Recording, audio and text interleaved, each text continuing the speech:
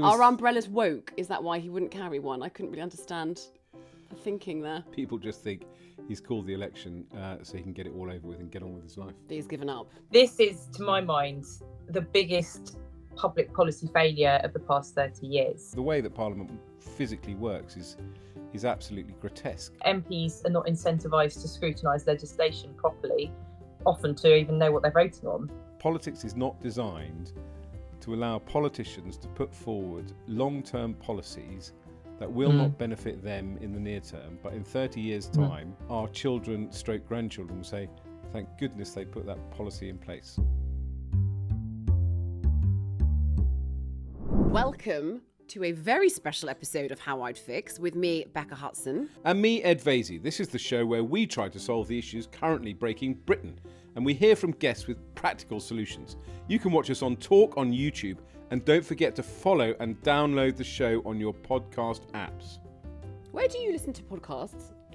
I listen to them on my podcast app. Which one? Well, I can't say that would be favouritism. I'm curious. Okay. But it's on my phone. I listen to myself mainly. I thought so. You're probably responsible for quite a lot of our listens, I think. I've got a library of podcasts that I've done over the years, and I just go back and listen to them. Just all those salient points To hear you've how made. brilliant and insightful I am. Yes, I might try that one day. And then I chant a little mantra to myself. You are brilliant. You are insightful. And then I get on the tube. And it works. Yeah. Today's It does work because I got a free packet of crisps when I got off the tube today. From who? Well, I won't name the brand, but they were giving them out for free. You're very compliant aware today, aren't you? I think we're fine under Ofcom rules to talk about crisps. Well, that's a jolly start to the day, isn't it? It was. This is a very different kind of podcast, as you can tell. Yes, there's been an election called. An emergency election out of the blue, July the 4th. Yes, tell us all about it, because you, I assume, have the inside track. Well, as I said earlier, Becca, I'm brilliant and insightful. So when the rumours started that there was an election to be called, I told everyone, you must be off your rocker. There's no way he's going to call an Yes, election. that's what you told this podcast. I remember, yes. And then he duly called this election. So obviously everyone is now retrofitting the reasons why Rishi Sunak has called this election. And I think there are a number. Obviously, first of all, you're inevitably going to get pasted at the election, people think. So why wait until November? Get it over with now. Basically, to put it another way, there's no advantage for waiting another 3 months. People just say you're squatting, you're putting off the inevitable, get on with it. Secondly, you turn that to your advantage by having an element of surprise. So you are kind of one step ahead of your opponents by calling it out of the blue. Ironically, I think the opponent who's most wrong-footed is actually Reform UK. Nigel Farage said that he wasn't going to stand at the election, and he actually said he felt he'd been wrong-footed by Rishi Sunak. Whether he actually believes that or not is another matter. But it stops Reform UK kind of getting momentum, getting candidates in, getting a campaign up and going. So that's quite useful for the Tories. And then there's all the things that could happen between July and this November election date, which everyone thought. So small boat crossings, if we have a calm summer, lots of people coming across the channel. Inflation is down to 2%, but maybe it starts creeping up. Maybe the interest rate cuts don't happen. All this kind of thing. So there's a lot that could go wrong over the summer and the autumn that he is avoiding by calling this election. But just to show you what he's up against, Rishi Sunak, not only obviously the huge poll lead that Labour has, but the initial reaction from a lot of people, well, he's called it in July because the kids start school in America in August. There's a lot of feeling that people just think he's called the election so he can get it all over with and get on with his life. He's given up. Doesn't fancy the job anymore. But you've been on the radio a lot opining about the election. I have. Let's hear your thoughts. I think I agree with yours because you're so prescient and insightful. I found the announcement kind of deeply upsetting to watch. I'm not a Sunak fan, but I found the sort of unedifying spectacle of him standing in the rain while he was sort of being sort of drowned out by the iconic verses of D Ream. I thought was a deeply sad end to what will be his premiership. What did you think of that? Are umbrellas woke? Is that why he wouldn't carry one? I couldn't really understand the thinking there. It is a kind of metaphor, isn't it? Because they did have an umbrella, but he went out during a break in the weather, and of course it then started pissing down on him. And his jacket was truly soaked. I mean, the photographs are astonishing. Yeah. And in some ways, it was sort of quintessentially British. Only in Britain could you have your chief executive of your country getting pissed on with some lunatic blasting a tune from the Ghetto Blaster, and you could see the look in the Prime Minister's eyes as the music Just started seething. up. Just to tell listeners, this is this guy Steve Bray, who's a Remainer, who stands at the bottom of Whitehall by Parliament Square with a huge Ghetto Blaster every day, blasting out tunes and slagging off the Tories. And while I'm a Remainer, I just cannot understand why he's allowed to do that, because it is a total public nuisance. I mean, if you don't want to play a tiny violin for the politicians, there are people working in the shops nearby who basically can't work when he's doing this. In terms of timing, I mean, it's not great if you're going to Glastonbury. It's not great if you want to watch the Euros. Not just great. To show how massively out of touch I am. Yeah, week before 200,000 people will be at Glastonbury. Not great if you're a Love Island contestant, because the series will have started, and we've actually had one of those on this podcast, the wonderful Sharon Gaffney. But are they in Love Island now, or maybe they've come back? They will be there when this happens. Do you think they'll get postal votes? Well, this is it. All this kind of galvanising that we need to do for young voters needs to happen now, because there are a lot of people who could potentially be slightly disenfranchised by this, the timing of this election. Obviously, it's also school holidays in Scotland, so you'd assume lots of families are away. Just to kind of ram home the point that it was a total surprise, I went into the tea room of the House of Commons afterwards to kind of gauge the mood, and there were some of my former colleagues who were in tears, and you forget... two things you might forget. One is that MPs are human. So if you've been doing a job for 14 years, it's that cliche of, you're marched out the door with your cardboard box. This is the kind of equivalent, because they're gone. The election's announced on the Wednesday afternoon. They are gone from Parliament on the Friday. That's it, 2 days to say goodbye to your colleagues. 14, 20 years of service gone like that. When you were kind of winding down, you had this kind of, 3 or 4 months planned ahead. And actually, this may surprise people, there are quite a lot of MPs who are retiring who really cared about their constituency. I spoke to one or two who said, I had this debate lined up. I was going to raise this really important constituency issue I've been banging on about for years. Finally, I was going to give it the profile it needed, get a minister to address it. That's gone. So there are people who felt they had, 3 or 4 months of unfinished business that they were planning to get done. Really upset. So there were genuinely people in tears, people very, very upset. Yeah, very abrupt. I suppose people actually don't think about that these are people doing a job. And in 6 weeks' time, potentially lots of them won't have a job anymore. It's quite weird. Well, they'll lose 4 months' pay as well, but I don't think people would be particularly sympathetic. Well, they can do a about podcast. That. But I think just being wrenched out of something that's kind of dominated your life for so many years is pretty unpleasant. What do you think should be? What would be what do you think is the most pressing thing in the in-tray for whoever becomes Prime Minister in July? God, how to fix Britain? I mean, it's got to be, for me, it's got to be the economy. It's got to be,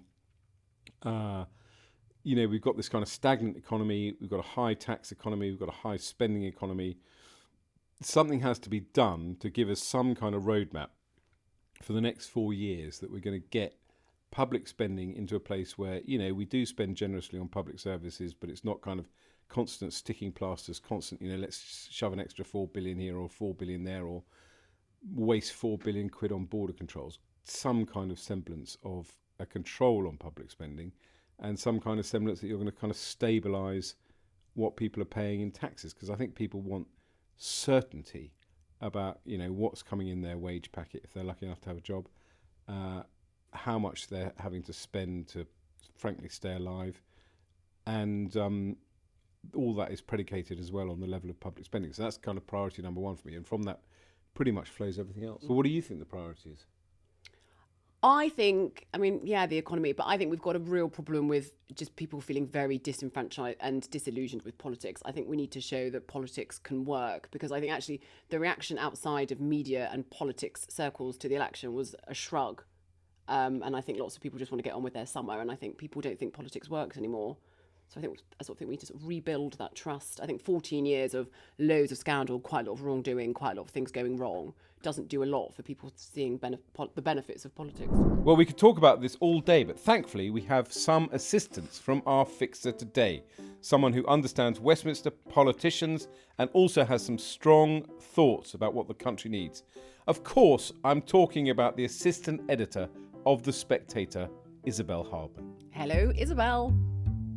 Hello there. You know, when I say I'm talking about the Spectator editor Isabel Hardman, you're meant to say, yes, so pleased to be on your podcast. Enthusiastic. Sorry.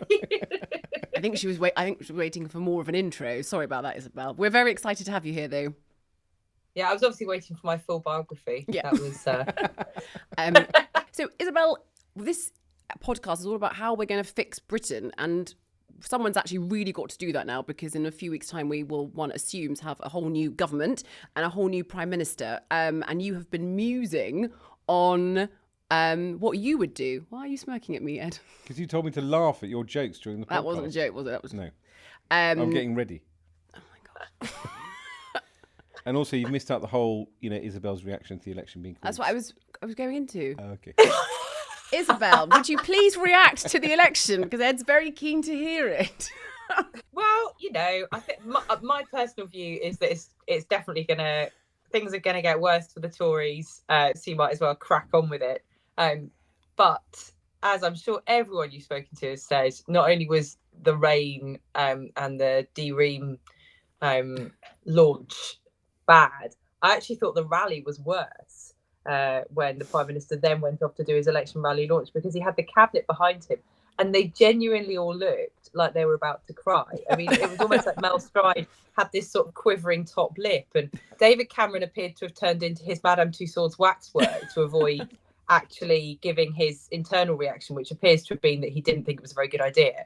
And you could just see that all these ministers, some of them actually, Alex Chalk, thinking, I might not even be here in a few weeks' time because their seats are so vulnerable personally. What did you make, Isabel, of the timing? So we were talking a little earlier in the podcast about it was a surprise, like you say, and we were all anticipating it maybe being in November. So what do you think it was that sort of compelled him to do it now? Yeah, I mean, the sort of level of surprise, including ministers carrying on in the Commons, sort of minutes, hours before the Prime Minister made his announcement, as though they were still working on, a consultation that was going to be launched in August and all that sort of thing. It did almost appear as though he came under PMQs and said, right, I'm going to call an election now. Him having to admit the day after announcing that he wanted an election that there were going to be no Rwanda flights before the election, that's all entirely deliberate, because it means that he doesn't have a summer of small boat crossings, suggesting that his great big deterrent that he's never really personally believed in, but has had to sort of tie himself to for Tory party unity, which I think, by the way, is the story of the past 14 years, is things prime ministers could have done had they not been busy trying to placate their party with strange things, including, I'm sure everyone will agree with me on this, having an EU referendum, which was all about managing Peter Bone, rather than about things that David Cameron wanted to do. And so, he's hitched himself to this Rwanda thing because he's had to. He can now, as he's decided to do, make the election about whether Labour wants to stop the boats. Labour have already said they want to junk the Rwanda policy. And so it's really about squeezing the reform vote and the appeal of reform, which is the main reason why you go for a summer election, not an autumn election, because Nigel Farage is in the States. He's much more focused on the US presidential election. Reform hasn't got sufficiently organised yet. It's now in a scrabble to select candidates. And, even the main parties know what happens when you select candidates in a rush. You end up with lots of problems and lots of really juicy media stories that you don't want during an election campaign.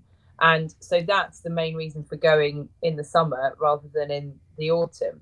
But I think you could see on the faces of a lot of the people around him, as he did his rally on Wednesday night, that Rishi Sunak does not have lots of people in the cabinet who are sort of ready to go and excited about this election. They were more sort of thinking, God, I haven't started planning my funeral yet. Yeah. Or their podcasts, which is where a lot of them end up. Or their podcasts. You'll have so many guests in a few weeks' time. Or so much competition. No, I think we're quite peerless. Isabel, if you weren't the assistant editor of The Spectator, but you were instead the Prime Minister of this green and pleasant land, what kind of leader would you be? I mean, I'd be terrible. You mustn't say that. I'd be awful. And I do genuinely, I'm not saying this in a cloying way, I have so much respect for people who are MPs, for people who go into government and for people who are so public servants. cloying, Isabel. It's so cloying, Oh. but it's such a hard Pass job, the soot and bucket. the pace at which you have to make decisions and the toll on your life, it's really hard. Isabel, you've mentioned that you've got some plans for what you would do were you to be drafted into number 10. The first one being sorting out social care, which I think we've heard on the step of Downing Street quite a few times. Yeah, well, sorting out social care was what cost Theresa May her election. So you've already taken on a poison chalice as your policy number 1. This is, to my mind, the biggest public policy failure of the past 30 years. And it really has been going on for that long, because the Blair government had a commission on social care, on the future of adult social care. And since then, we've had repeated cross-party talks, royal commissions, as Ed mentioned, manifestos, oven-ready plans announced by Boris Johnson that never were actually taken out of the freezer, as far as I can work out. You mean Boris misled people about that? You're joking. What a claim! What a claim! I'm not sure I'm bold enough to say that. But it is a really difficult issue. It's not just that the parties have never got round to it. It's that repeatedly people have tried to grapple with it. And huge credit to Theresa May for thinking, it turned out entirely wrongly, that she was going to have a big enough majority just to bulldoze it through and therefore make it the centrepiece of her 2017 manifesto. But actually, the reaction to that shows why politicians haven't reformed social care, because people don't understand what the sector is like at the moment. So unless you or somebody you love is requiring long-term social care, a lot of people think it's part of the NHS and they think that it's free at the point of access. And then if they're in the nightmare, then they're very aware of how much it costs and how poor quality it is and how overworked and underpaid the staff are. But the problem that you have as a politician is if you now announce any reform to it at all, people end up thinking that they're going to have to pay money that they're not paying at the moment. Now, they are paying a lot of money at the moment. I think people are going to have to pay more money on top of that if you want a sector that treats people with dignity, both in terms of the patients and the staff. But automatically, you've made people cross. Tories and Labour are always going to have fundamentally different ideas about private wealth and who it ultimately belongs to, and whether it can be taxed and so on, and the role and size of the state. So they're never going to agree. Yeah, no, if I went up to somebody in the pub and said, can we just sit down and have a pint and talk about social care, they'd run a mile. But it is actually a fascinating subject on so many different levels, not just the issue itself, but also what it says about how politics in this country works, which is we'll talk about in a minute. But just going back to the policy itself of social care, you are right, I think. I think Theresa May did put out a very bold policy because she assumed she was going to get a 100-seat majority.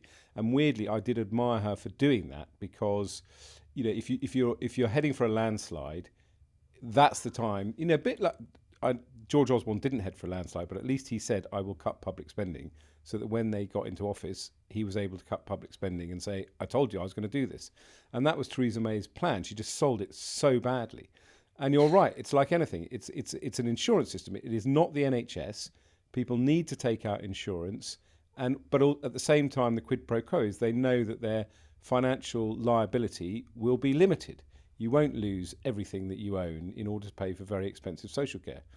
And the reason you need to fix social care is not only is it wildly expensive, not only is it poor quality, but it's actually massively damaging the NHS. The reason there are waiting lists and no beds is because you've got literally tens of thousands of people in hospital who can't get a place in social care. And it's killing the NHS as well as killing people. So it is a massive, massive issue that needs to be sorted. But well done, Isabel, in channeling your inner Theresa May, grabbing the attention of our podcasters by shoving social care front and centre as your first policy. Oh, well, always there with the popular ideas. What? There's a joke at The Spectator, actually, that, for years I've been writing about social care, and we'll check the traffic on our website and there'll be like 2 people reading my piece on social care. One of them's probably Theresa May. Yeah, exactly. Yeah, she's bookmarking them all.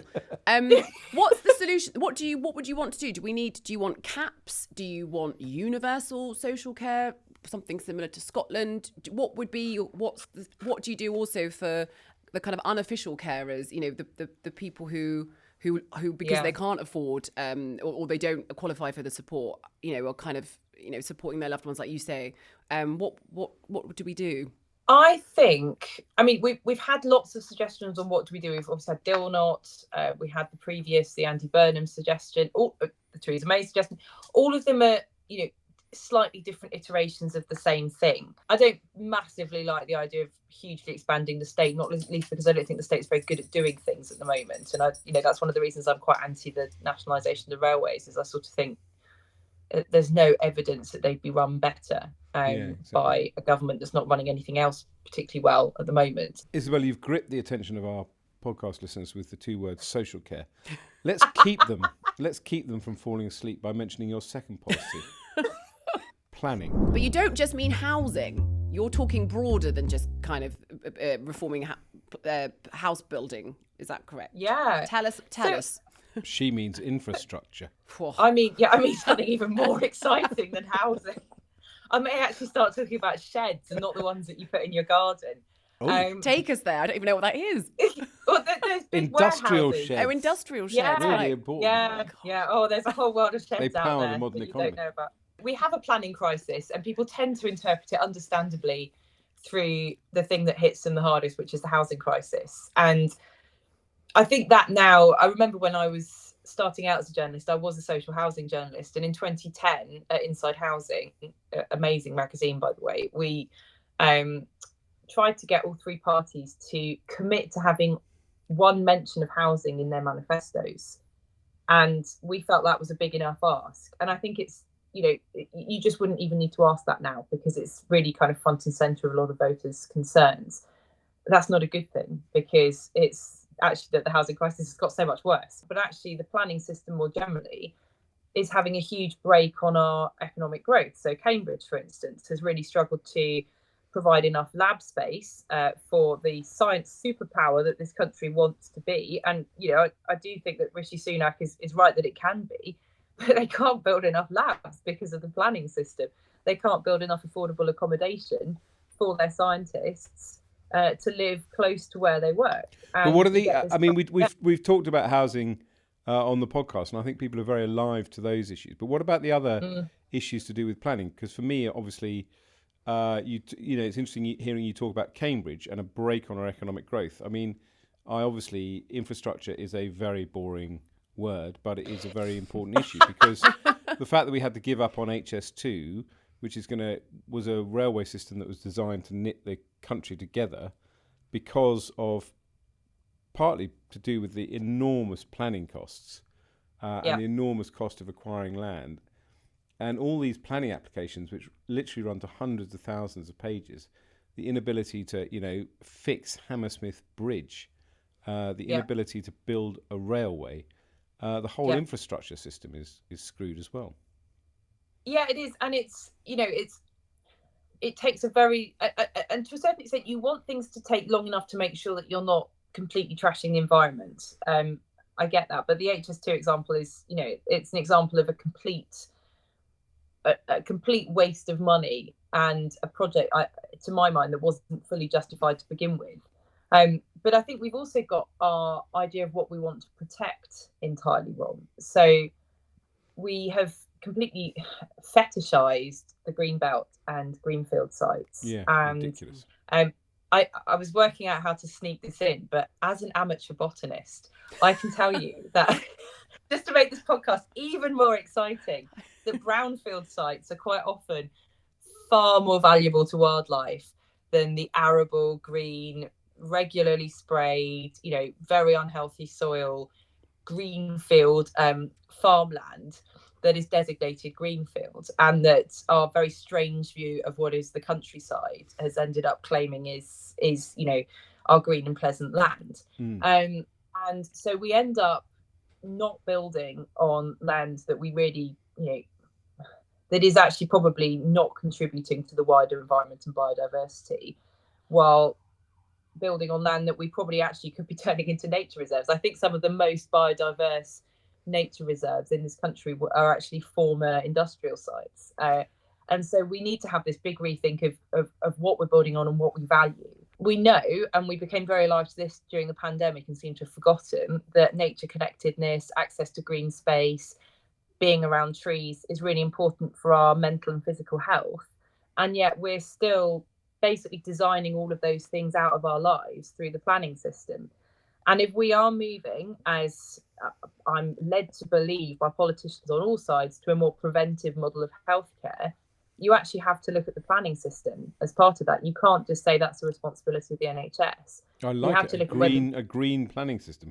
Right, let's get on to the juicy stuff of how you would fix Parliament. You know, you've got the brass neck to come on this podcast, having written a book about how rubbish all politicians are. I actually read that book. There was a whole chapter you read all, I guess. It made me feel sad. I'm sure she didn't mean you. Yeah, she did. Let's start with what the thesis of your book and then how we're going to fix it. So my book's called Why We Get the Wrong Politicians. And I mean, I Apparently don't actually Parliament's think... full of white, public school educated posh boys. Gosh, so is this podcast studio, I think. Did you look yourself up in the index, Ed? No, I don't. I look myself up in every index and I'm never in them. I don't think I'm in your index. You're not actually. I was just thinking that I should have. Maybe I'll write an appendix. Yeah, exactly. Have a Ed Vaizey Volume 2. But I don't actually think that most people who go into Parliament are wrong people. I've been covering the lobby now for 14 years, and I'd say by and large, most people who go into politics do so for the same mix of motives that all of us do our jobs. So they want to change the world, they care about something that they want to change. They also enjoy the other aspects of politics, the sort of, the rush of power, the applause, the cycle of approval and hate that you all get locked into. And, I think that's the same for all of us. I think even, dare I say it, even doctors don't have fully pure motives for being doctors. I think some of them quite like being told they're clever quite a lot and quite like the prestige as well as, saving lives and being very noble. And so I think that's absolutely the case for politicians. What I think is letting them down and letting the public down is the way in which they are selected and required to run for Parliament. So it costs a lot of your own money to become an MP. And Ed, I'm sure, you had countless colleagues moaning to you about, firstly, how much debt they were in just as a result of the longest and most expensive job interview in the world of being a candidate and standing for election. And then probably also just actually at the time, I think MPs are much better paid now, but when you were an MP, MPs weren't paid very well for the level of responsibility and sort of, personal sacrifice that the job entails. MPs are not incentivized to scrutinise legislation properly, often to even know what they're voting on half the time. And it means we end up with really bad laws coming out that either have unintended consequences or consequences that MPs were warned about at the time, but which for reasons of sort of, party loyalty or whatever, decided to just ignore. Then those bad policies turn into human form and somebody comes into their constituency surgery saying, "You've done this to me." And the MP says, "How did this happen?" And then they realise that they voted for it. So I think that, we have a system that lets the people in it down and also lets... It's interesting what you say. I mean, George Osborne, and I sort of agree with him, was always, I was going to say defensive, he's quite aggressive on the benefits of being a professional politician. He would say, look, you want to be a lawyer, you go to law school, you go and join a law firm, you work your way up, you gain more experience, and then you're a good lawyer.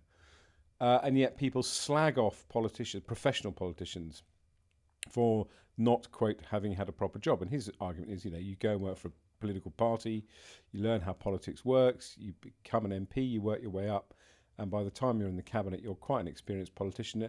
And I guess the skill set includes, I hear what you say about scrutinising legislation, it includes a kind of political brain. I mean, it's fascinating, for example, looking at Rishi Sunak. And, I was full of hope for Rishi Sunak. I thought, highly experienced business person, he's going to really get to grips with things.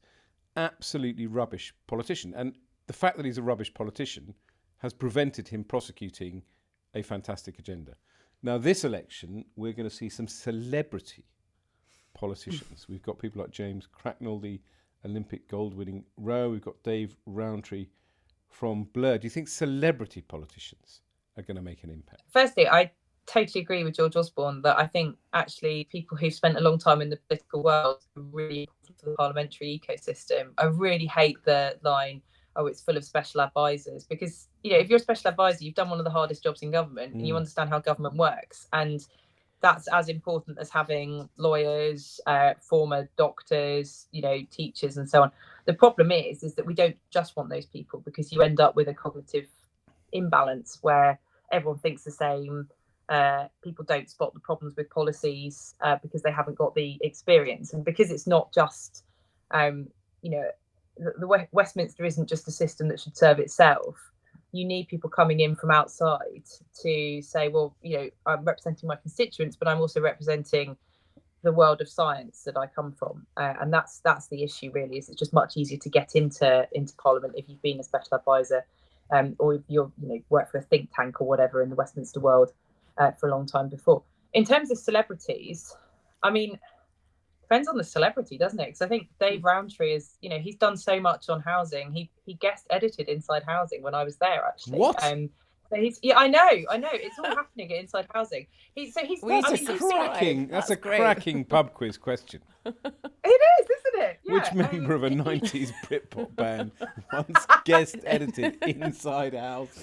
And we'll remember it forever. That is rock and roll. I thought you were going into dangerous waters when you banged on about your career at Inside Housing, but now I realise you were just teeing up. No. Exactly. I was just, you know, it's all linked. But so, you know, it's not like he's only just found out where the House of Commons is. I think he's been pretty politically active for a long time. And I think he's standing in a safe Tory seat, isn't he? Slightly weird. Yeah, I think he is. Well, it might not be safe given. Yeah, nothing is safe. Nobody is safe. I think it has got better. I mean, you know, you look at the Tory front bench, for instance. It is not pale, male, and stale anymore. It has changed a huge amount, and you know, you've got more LGBT people in Parliament. I think the culture of Parliament has improved because there are now more women. Certainly, even in the time that I've been there, I think it has really changed. You know, in the lobby as well, actually, it's much more. There's so many female political editors now, and that has really changed the atmosphere. But I guess one of the other things that I sort of, you know, find quite troubling about people not being able to get into politics and people sort of seeing politics as not being for them. And when you said it was it's a profession that they can't access, actually that's a sort of Wizard of Oz thing, isn't it? Because it's not a profession and there's absolutely no professional development at all.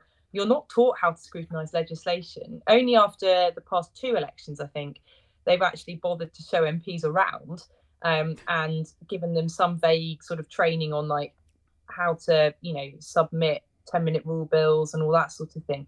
Most of the time, they sort of navigate their way themselves.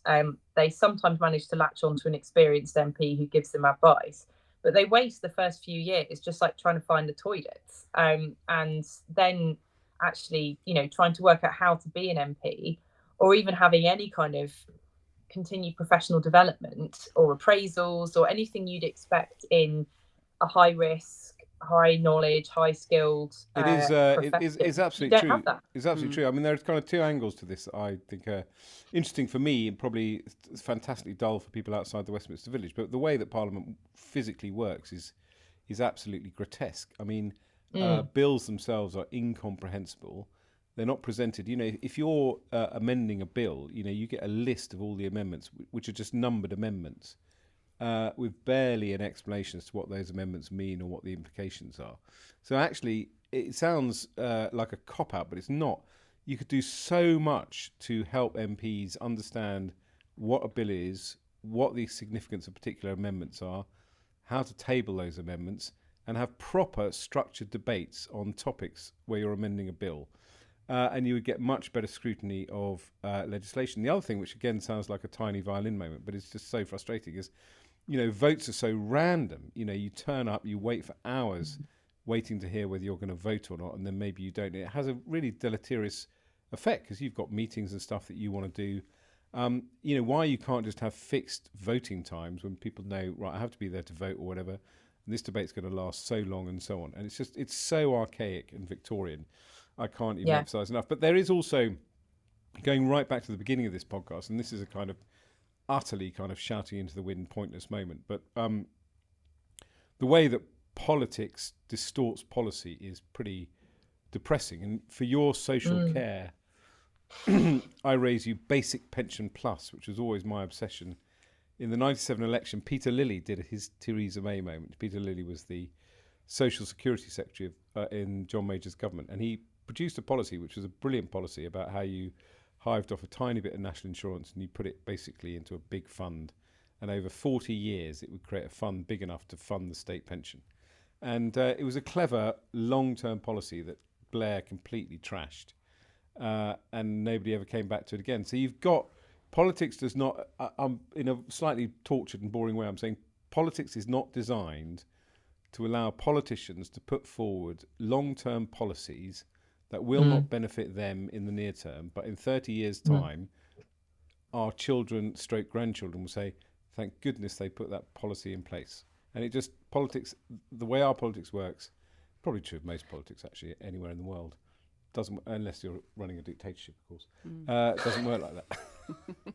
Well, I last year I was on holiday in Guernsey, which has its own bizarre political system, which merits a whole other podcast. But the taxi driver introduced assisted dying. Anyway, carry on. I don't know about that, but the taxi driver he asked me what I did, and I told him. And he started, as taxi drivers do, opining on politics, and he said, what we really need is a banal dictatorship. Now, I think he meant benign, but I'd actually be quite in favour of a banal dictatorship. That's, one who introduces social care in a banal way. That would be great. And you can get all of my boring suggestions, maybe an HR system for MPs as well, just to make me sound even more exciting. Well, Isabel Hardman, you're about as far from a banal dictator that we could possibly have. So thank you so much for coming on and telling us how you're going to fix things. I'm quite convinced by Isabel's plan. Banal dictatorship, I think, is absolutely brilliant. I might use that. I think that's excellent. Now, Isabel, we rate your plan on our very scientific scale, don't we? Which we've never really quite figured out. You didn't warn me about this. Yeah, we've got this plan. We have to give you ratings ranging from nuclear to safe as houses, and I think. And I can't work out what nuclear means. No, we've never quite understood. Does it mean we're so it's far like a in rocket ship, we love it, or it's going to blow up the world, stay away, it's radioactive? Yeah. But I think, obviously, social care, while it's staggeringly dull, you are quite right to highlight it as, it's the staggeringly dull stuff that really moves the dial for people's lives, weirdly. So I'm giving that a nuclear. Because we're saying it's a positive and essential thing. Yes, same. Okay, urgently changing planning laws. Yeah, nuclear again. We've said urgent, which I think fixing how Parliament works. I thought the point is that you made about the impact on kind of health and mental health. I think that was probably a good one. Is something that is never raised, but is very important. So I thought that was very good. And then finally, just sort of fixing the way politics works. What are you giving that? Well, I've given the first ratings. It's your turn to go first. I mean, I guess it's another nuclear one, isn't it? Because it's essential. And actually, I think we were talking about kind of people. Yeah, you've done really well on this. People just so disillusioned. I'm so staggeringly dull. This is wonderful. No, but I think it doesn't feel like it works for lots of people. And so I can understand if you're if you're young and ambitious, it doesn't really feel like a job you'd want to do. And I understand also why people don't particularly want to vote. They'd rather watch the Euros. So let's fix it and show that it works. Brilliant. Flying colours, Isabel. Well done, Isabel. You can come again. Thank you so much. Ed, I'm delighted to hear you're getting tattoos. I like to think that I was the one who influenced you to do that. You might have been, actually. You've got one, haven't you? I've got 4. Oh my God! Remind us. That's right. Because we talked about it on the radio, didn't we? You've got flowers. We did it on the radio. You've got different flowers. Yeah. By the time this podcast comes out, I won't have had a tattoo. By the time the next one comes out, I will be being tattooed as it launches. You'll be inked. Oh my God, you'll be How inked. exciting. How exciting. Yeah. It's quite a big... We'll do a reveal. Yeah, I'm going to take my shirt off on the podcast. Isn't that going to be great? That is appointment to listen, isn't it? That's going to appointment get all the listening. Avid Times The Radio rustle of listeners Ed tuning Vaizey's in. shirt. Well, fortunately, that's all we've got time for because I can tell you're getting a little bored of my company. But we will be back every week until the election. Every week? Every week. Until the election? I promise you. Like every week? Every week, because there's so much to fix. Yeah, there is. And we've got so much We've got podcast so much studio to time talk booked. about. And there's so much to talk about. Exactly. So don't worry. And also, we're here every week until the election, but you don't need to miss an episode because you can follow us on your podcast app.